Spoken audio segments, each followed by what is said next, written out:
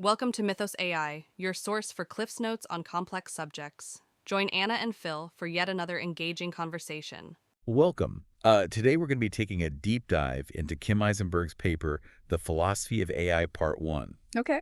And we're going to be using it to explore Good. how the philosophy of existentialism can help us better understand artificial intelligence Right. and its impact on humanity. Mm. We're living in what some people call the intelligence age, Mm-hmm. a time where AI is rapidly evolving, Yeah, changing the world around us. you're right. It is a time of great technological advancement, but it also presents us with some pretty profound philosophical questions. Hmm. Isenberg argues that philosophy is more necessary now than ever Yeah. in navigating this new age. And looking back, history shows us how philosophical inquiry has always played a crucial role Right. in helping humans understand periods of great change. I mean, thinkers like Kant, Hegel, even the ancient Epicureans all grappled with fundamental questions about existence, knowledge, and ethics. And those same questions are even more relevant today as we face the rise of artificial intelligence. Isenberg points out that contemporary philosophers like Slavoj Žižek, Robert Fowler, Right. and Byung-Chul Han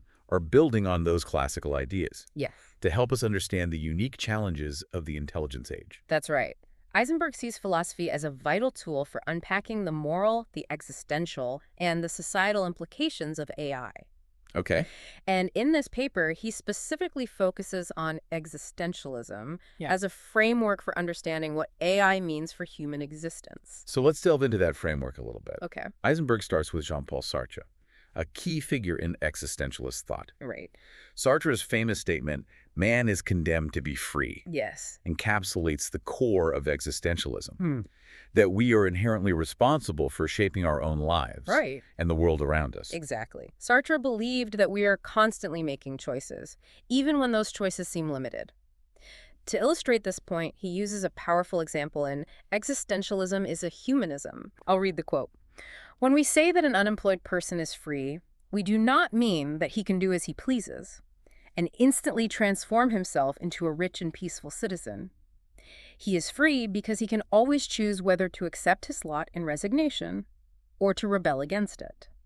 So even in difficult circumstances, we have the freedom to choose our response. Yeah. How does this relate to the challenges posed by AI? Well, think about it this way. If algorithms are increasingly influencing our choices, from what we buy to the information we consume, Right. what does that mean for our freedom and responsibility? Mhm. Does AI limit our choices? Or simply present a new landscape in which we must exercise our freedom differently? These are questions worth exploring. It's interesting that you mentioned a new landscape of freedom because Sartre himself experienced a stark example of limited choices Right. during the Nazi occupation of France. And yet he made this powerful statement. We were never freer than under the German occupation. Right. It seems paradoxical, but for Sartre, the occupation highlighted the importance of individual choice. Even in the face of oppression, every act of resistance, every decision became a conscious assertion of freedom. Right. He was forced to confront his values and make choices that aligned with them, even when the consequences were significant. So Isenberg is suggesting that we might be facing a similar situation with AI. It's not necessarily about overt oppression, Right. but rather the subtle ways in which algorithms could influence our decisions and shape our values. Precisely. And this leads us to another key existentialist concept, authenticity. Okay? Sartre defined authenticity as living in accordance with self-determined values. Right. But how can we ensure our lives remain authentically our own when AI systems are increasingly anticipating and influencing our decisions? It's a relevant question for everyone. Yes. Consider how algorithms are already at work in our lives.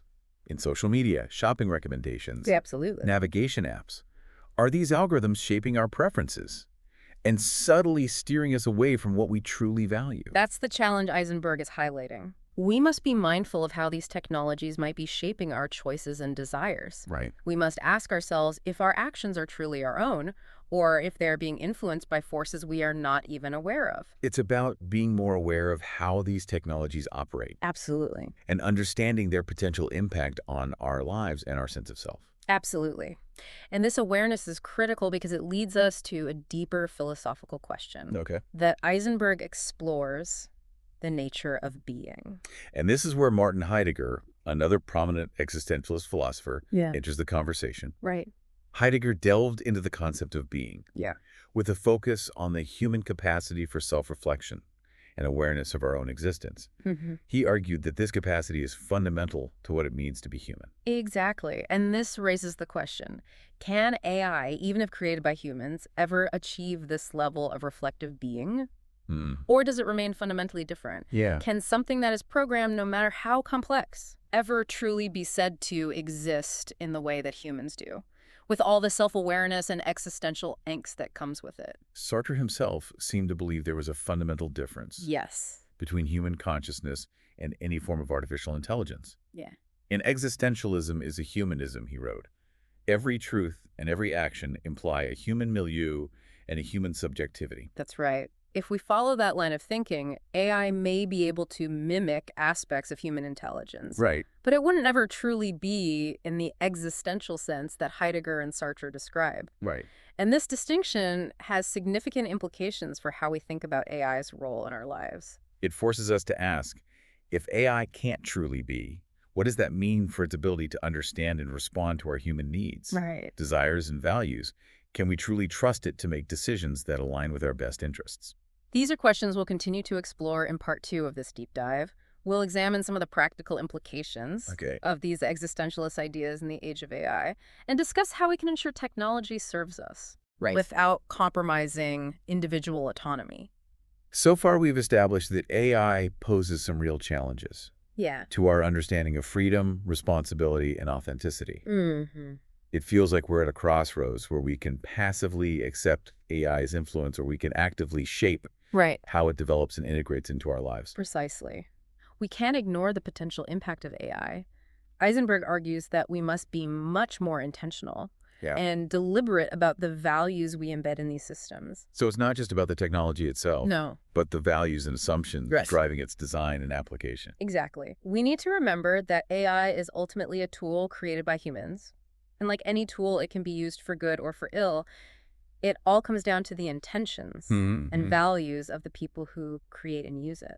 That makes sense. But how do we go about embedding these positive values into AI? It seems like a daunting task. It is daunting, but it's crucial that we address this. One important step is to foster open and honest dialogues about the ethical implications of AI. We need to engage a wide range of people in these conversations. Right. Philosophers, ethicists, social scientists, policymakers, and everyday citizens. Bringing diverse perspectives to the table helps ensure that the development of AI is guided by a broad range of human values. Right. Not just the interests of a select few. So it's about ensuring that AI development is a collaborative process that considers the needs and perspectives of everyone who will be impacted by it. Exactly. We also need to think critically about the data sets used to train AI algorithms. Okay. Often these data sets reflect existing biases and inequalities in society.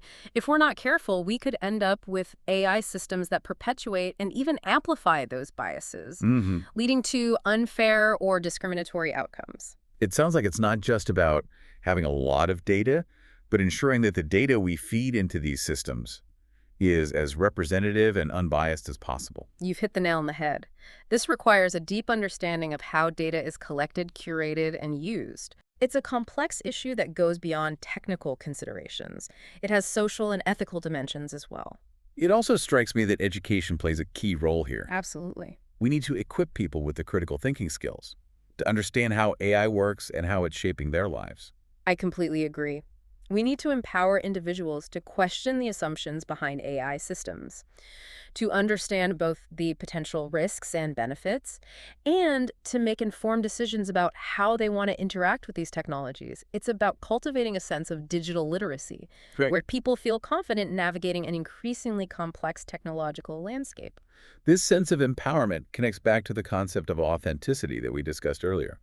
If we want to live authentically in the age of AI, we can't simply be passive consumers of technology.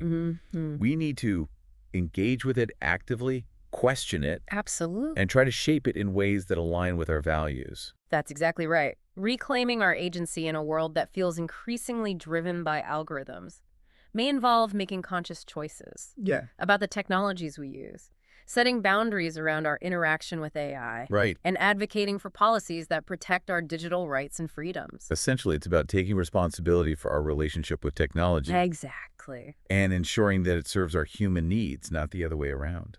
And this brings us back to Sartre's emphasis on responsibility.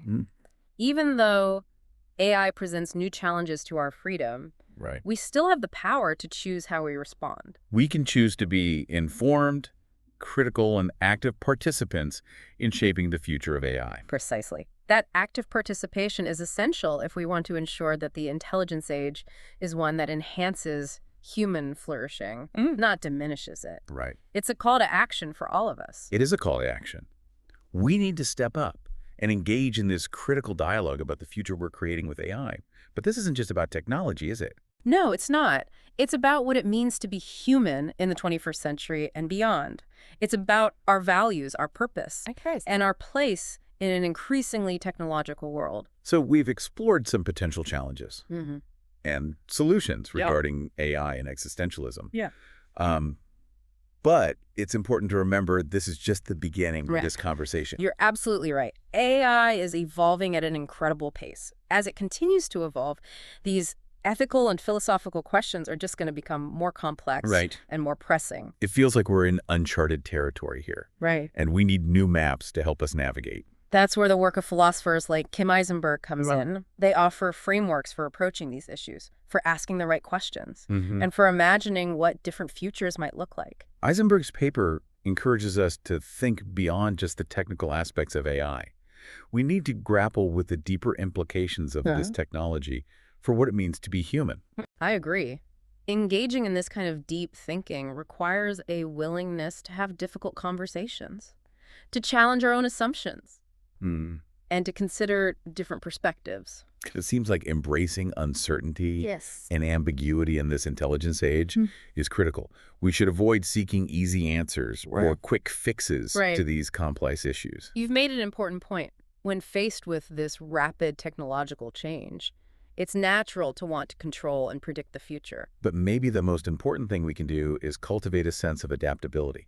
A willingness to learn and evolve alongside these technologies. That's where the existentialist emphasis on freedom and responsibility becomes so crucial. While we can't predict the future, we can choose how we respond to it. We can choose to be informed, engaged, and to shape the development of AI in ways that align with our values. So it's not about fearing the unknown, but seeing it as an opportunity for growth and self-discovery. Precisely. And that process of self-discovery, of continually questioning and refining our values, lies at the heart of living an authentic life.